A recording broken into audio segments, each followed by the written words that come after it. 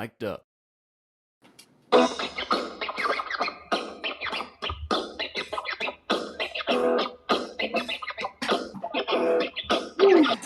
Down we go. Welcome to Yankees Coast to Coast. To those of you who are Met fans, you are not welcome. Just they're welcome. We love all of you who have to wear orange uniforms and ridiculous hats. Have you seen Soda? I mean, Soda looks so ridiculous with that big Mr. Met cap from spring training. The Mets have like caps. Such a joke. Anyway, feel bad for all you guys, but we do love you. We have some Met fans. We actually have Met fans and Met campers on our new over 55 team. So that means the Met campers will know my cousin. Yeah, and your cousin was there. Has been there both weeks at practice. He's great. Yeah. He catches all of my pitchers. I love him. Couldn't love him more. Well, you should have his son come and pitch to you guys. Oh, that would be fun. I hear he is something. He is something. Son's a junior, throws 90 miles an hour. Man, can you imagine being that young and that good? I can't imagine being anything at this point. I had a rough day today. Played golf. Oh, you had a rough day last week. What's going on? How's your dad? Mom good? Everyone okay? Everything's okay. Nothing to write home about. Today I played golf in 70-degree weather and then played pickleball outside. Now this game, pickleball, pretty easy on the knees? It's an easy game to play. People who take it serious, I laugh at them. I'm like, it's called pickleball. That's all you need to know about whether you should take it serious or not is the name of the game. It's very popular here, though I find the sound. Yeah, well, you're hitting a wiffle ball. The funniest thing is when people get hit with these wiffle balls and they fall over like they got shot by a gun. I'm like, it's a wiffle ball. Unless it hits I could see Wild. I could see Wild getting hit He plays. And as a matter of fact, Tim and Diana, I think, are joining a gym, so I may get to play pickleball with Wild up at the gym. He's joining the same gym I belong to, but he's only joining it as a gym, not for the golf. But, it is what it is. So, anyhow, on to the show, because we're going to try and keep it succinct today. The show. This is it. Yes, thank you. You are the frog from Warner Brothers. Anyhow, it is spring training, and you know what that means. Hope springs eternal. And it's time for baseball. Adam's favorite time of year. Well, I used to like it before everybody got hurt. Well, it used to be fun because they played. Now you're lucky if they're healthy. Half of them come in broken. So I'm not happy about that. Speaking of broken, here are the Yankee storylines so far in spring training that I came up with. And we'll go through them, but I want to just make my quickie list here. You ready? Obviously, the top story is Stroman. 1, he's on the team, and 2, I am a starter. Jake Cousins coming in injured. Giancarlo Stanton coming in injured after not swinging for a couple of months because he's got tennis elbow, which is a repetitive, or tendinitis, which is a repetitive movement disease. And I don't want to get into the opportunities for Stanton to get a repetitive movement disease that would hurt both of his elbows. Anyhow, Clark Schmidt, bad back. He was supposed to throw today, I think, or tomorrow. I don't know what the deal is. But he had general back soreness. And then the most recent big problem, and, the guy that the Yankees were hyping up as the next great young pitcher, Chase Hampton, has a flexor strain, but Boone said it's likely a UCL issue. And then last but not least, something that happened today, Boone got a 2-year extension. Yeah. Okay. Whatever. So I think 2 years was the right move. I think, it wasn't a long-term 4-year deal, which means he's got this year and next year. And then if he doesn't do something in those 2 years, he'll be gone. There's Kevin Franzen on MLB Radio was saying that if he doesn't win a World Series, he's going to be gone. And I'm thinking to myself, possibly, I think that's correct. But he also said that if they don't win a World Series, Cashman's going to be gone. And I'm like, Cashman's never going to be gone. So he's never going to be gone. Anyhow, I know, the big one for you is Stroman. We talked a little bit about it last week. And, I like to compare the Stroman situation to the Rafael Devers situation. So, well, Devers actually has talent in a career. The other guy is on the way down. He's still at his peak, though I still think it's just as stupid. I think Devers is worse. I think Devers is worse. I mean, Yeah, I mean, I don't know what he thinks he's going to gain. He's got a $300 million contract. The idea that you're going to just, what is he possibly going to get out of this? Is it going to help him get more money? Are they going to not play him? Is he not going to honor his contract and not play? It's ridiculous. He's going to play wherever they tell him to play. He'll be put in a lineup and he'll play. What does he think he's getting out of this by being this guy? It's Well, just this is stupid. this is what's interesting to me on Devers. Like you said, he has a 10-year, $313.5 million contract that he signed before the 24 season. So there's no place to go. But what I want to emphasize here is, okay, who's the guy that's going to change positions because it's for the good of the team? Bregman. Where did he play last year? Houston. Third base. And Houston, Houston. yeah. What is Yeah. Altuve doing in spring training? Where is he going to play because it's for the better of his team? Left Yeah, field. that's right. George Springer moved to right field when they Mhm. needed him to move to right field on the Astros. And now he's moving to left field on the Blue Jays. And then, of course, you have Carlos Correa, who played shortstop for those Astros teams in 2019. But when he signed with Minnesota and they needed him to move, he moved to third base. So the cheating 2019 Astros clearly had something going for them because they all have decided that they're always going to do what's for the best of the team, whether it be cheating or changing positions. Correct. The Devers situation, which is even more crazy, reminds me of when Brett Gardner bitched and moaned when they moved him to left field. He Hmm. went kicking and screaming, right? But Gardner wanted no part of left field when they first moved him. The other guy who's also changing positions and did throw a little bit of reluctance their way is Mike Trout. He was reluctant to Hmm. move to right field. He said he wasn't ready, but obviously they handled it a little bit better because Trout came out and said, I'm going to not only move to right field, Torrey Hunter is in camp, and I'm going to go talk to Torrey Hunter because he made the move from center field to right field. So there's a lot of guys out there that have been asked to move, and it goes to show you the winners move. Yeah. And Devers is supposed to be the leader of the Red Sox. They traded for Crochet. They signed Walker Bueller, and Odalis Chapman, as well as Bregman, because Devers bitched and moaned when they were letting all these guys walk and they traded away all these guys. So now they try and build a team around the guy, and what's the first thing he does? He bitches and moans. I think it's a bigger loser situation than Stroman because Stroman, like you said, he's at the end. There is no ifs, ands, or buts. He's toward the end. And he has money at stake, Hmm. right? He needs his 140 innings to make his 18-5 and 26. So at the very least, Stroman, while he still doesn't have very much leverage either, he at least, this is going to cost me money, guys. I don't like this. And on top of that, the Yankees are partially to blame for the Stroman situation because they didn't get him out of town. So the Stroman situation is not good. Stroman handled it poorly. No ifs, ands, or buts. As a matter of fact, yesterday there was a short story about the fact that he lost his home in the California fires. And one of the reasons that he wanted to be late, even though he wasn't late, was that he wanted to spend more time with his kids because of all the things that had been going on when he lost his house in the fires. But that died pretty quickly. So I don't know how true that story was. And then share that. I mean, it's going to come out anyway. I know he Right. thinks he doesn't have to say it, but the problem that I have with it is the attitude of it, like the entitlement, the sense that what does he think he's going? And it's the same thing as I'm going to say with Devers in this regard. What does he think he's going to do? He's upset because he knows that if he's a reliever, he has no chance of getting No 140 innings. So that basically this is his way of saying, I'm not happy with that. Get me out of here. But by doing that, he hurts his chance of being of leaving because the Yankees lose leverage. When they have a player who's like this, the Yankees leverage is minimized. It's not destroyed. Nothing's worse than a stinky player. His biggest problem is he sucks. He That's doesn't probably suck. He doesn't suck. He's just a number 4 or 5 starter making 18 million or yeah. 18.5, which I is don't know. overpayment. I saw a lot of decline second half of the year. He ran out of Yeah. gas. I don't know if he's going to have it back.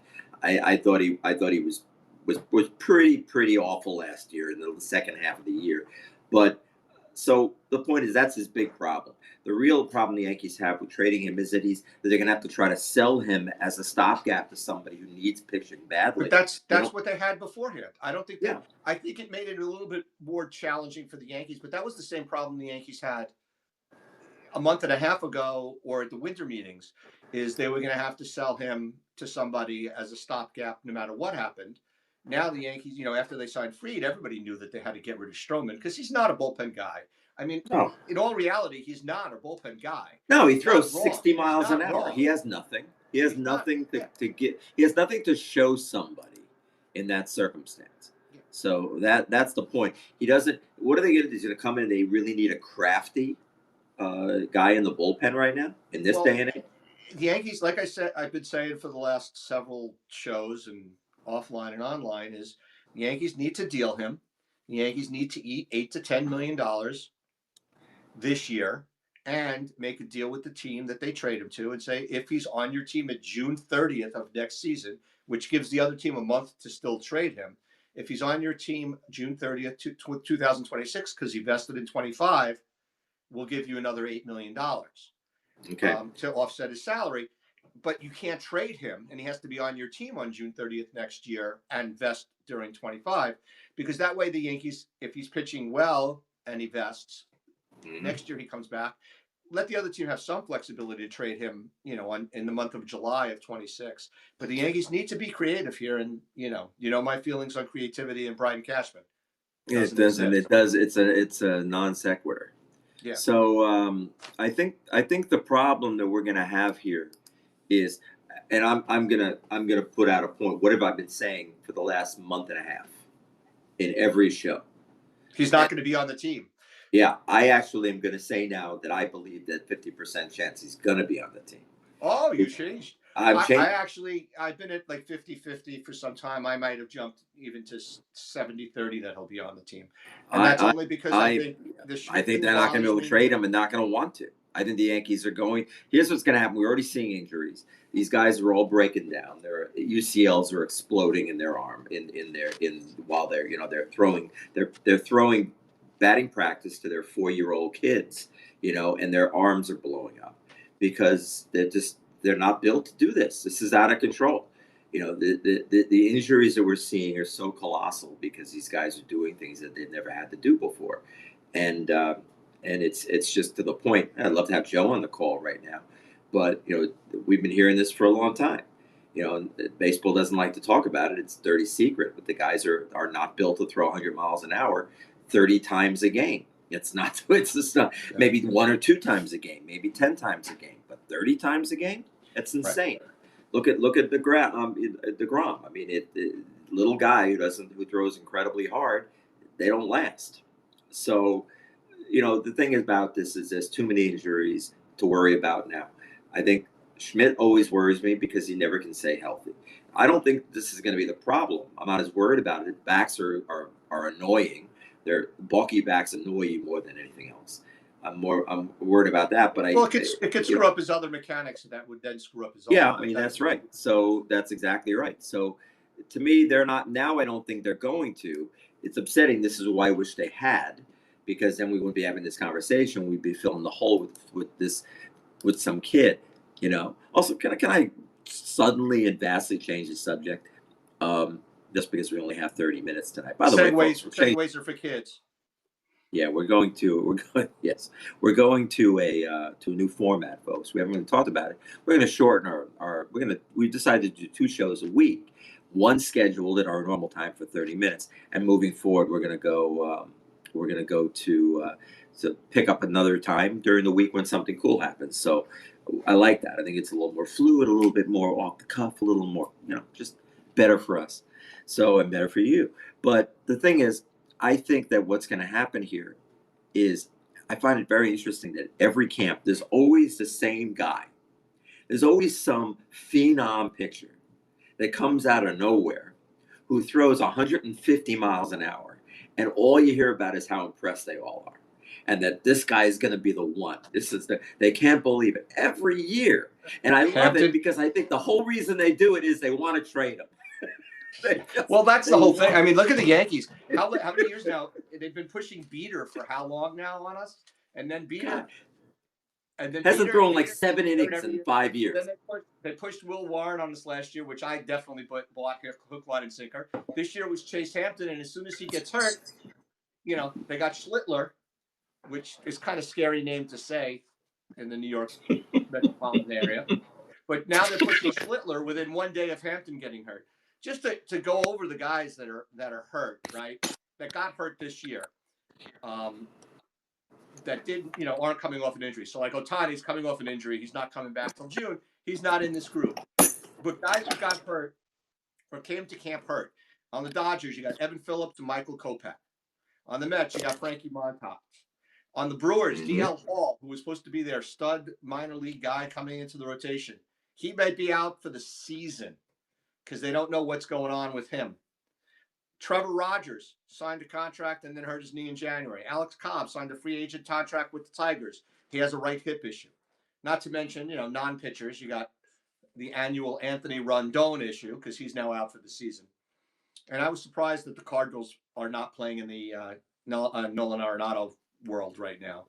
But Anthony Rondon's out for the season. Spencer Horwitz was signed by the Pirates to be their everyday first baseman or traded from the Blue Jays to the Pirates to be their everyday first baseman. And now he had surgery. He's out for a bit. So this guy's getting hurt all over the place.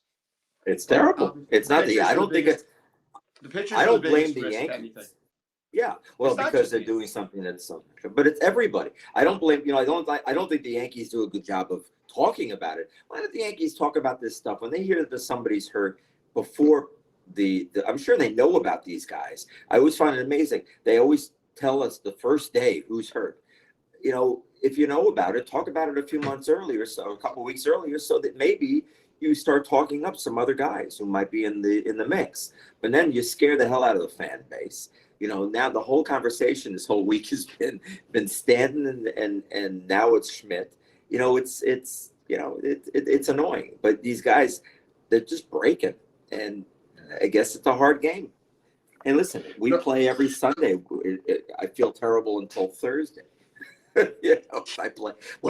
I'm a mess. I can barely move. My wife makes fun of me. You're an old guy. And speaking of my wife always says the same thing when we win. She always says, which home did you beat the Hebrew home this week?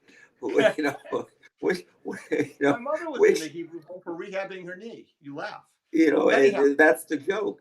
She likes to say it at least once a week. We do have somebody who's older than us. Matter of fact, he's older than your age and my age combined. He left us a message. Let's hear from Dr. Joe. Hi, guys. 137-year-old guy right here. Watched my first game today between the Cubs and the Dodgers. Poteet got rocked today. He was in the trade with Bellinger. But as far as Stanton goes, I don't think it's going to be a problem. I think they can mix and match with everybody else on the team until he's ready to go again. Wow. Coherent. Thank you, Joe. No delay. Very rarely coherent. It's an unusually cogent conversation. The Alzheimer has been on. He must be taking his A1C or whatever that drug is. What is it? Progenics? Very, very. What does he take? Whatever it is. Eugenics. That's right. Eugenics. So I will say this though, with Dr. Joe, he is one of the people that Elon found. That's 137 years old collecting Social Security, but he's alive. Barely, but he's alive. That barely. But we're very proud of Joe. We're proud of Joe because Joe actually pushed the button. We're just impressed that he actually knows how to turn on. What was that? But he doesn't have tendonitis like Stanton does. He thinks Stanton's not going to be an issue. I don't know. I mean, you never know with Stanton, right? He's not known to be a fast healer. No, it's not a leg issue. Not soft tissue. It's not soft tissue, is it? Well, isn't it elbow? Isn't it soft tissue? Isn't tendonitis is a muscle in your arm or tendon in your arm? That's soft tissue. Okay, it's not a bone. It is soft tissue. Okay, never mind. I don't know. He yelled at me the other day because I didn't realize cortisone was a steroid. He got very emotional. Joe, Yes, he what was happened angry. to you? I've never heard you use the. You said. I think he dropped an F bomb. Never. I Was it was an like, F yeah, bomb? I was like, Joe, I thought cortisone was just an anti-inflammatory. I didn't realize it was a steroid. But Yeah, he was very always upset Dr. about that. Joe would let me know. But yeah, I mean, Dr. I'm a Joe little will worried let me know. about Stanton.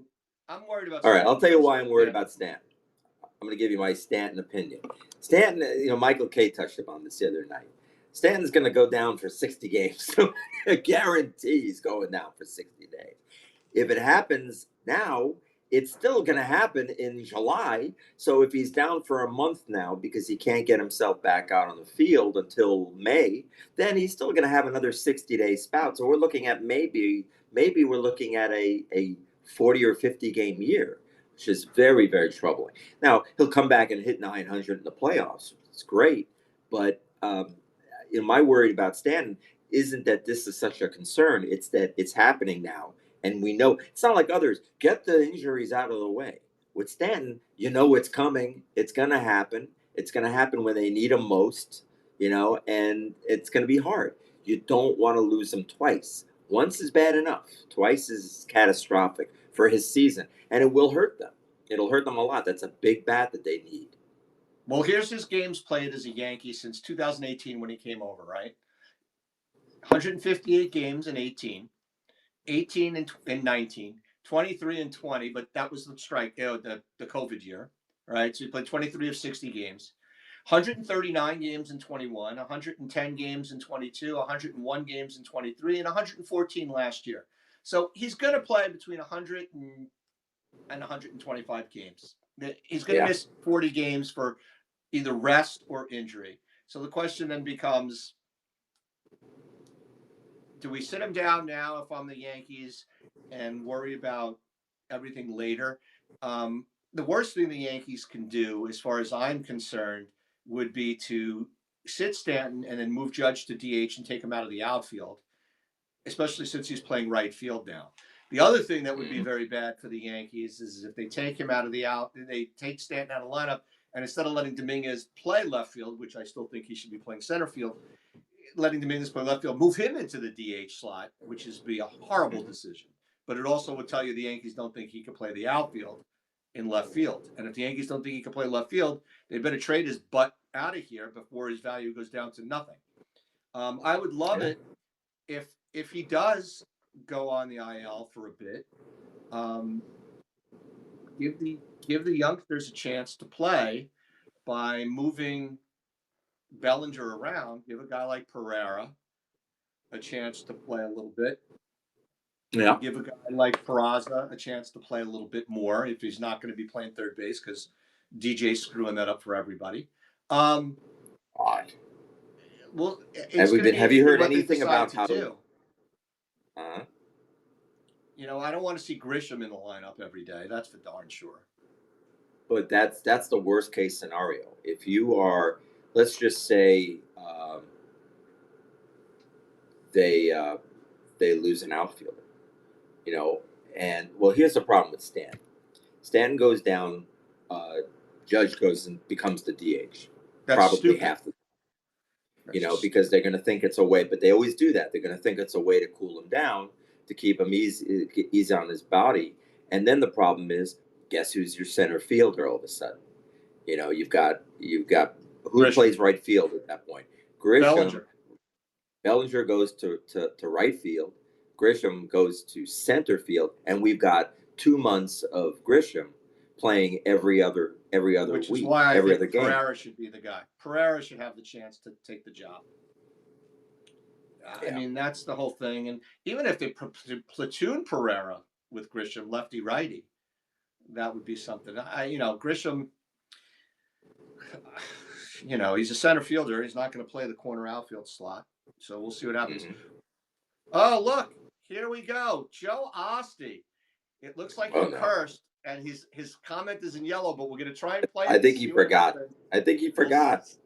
Let's see. I want to look and see. I'm going to look back at my texts.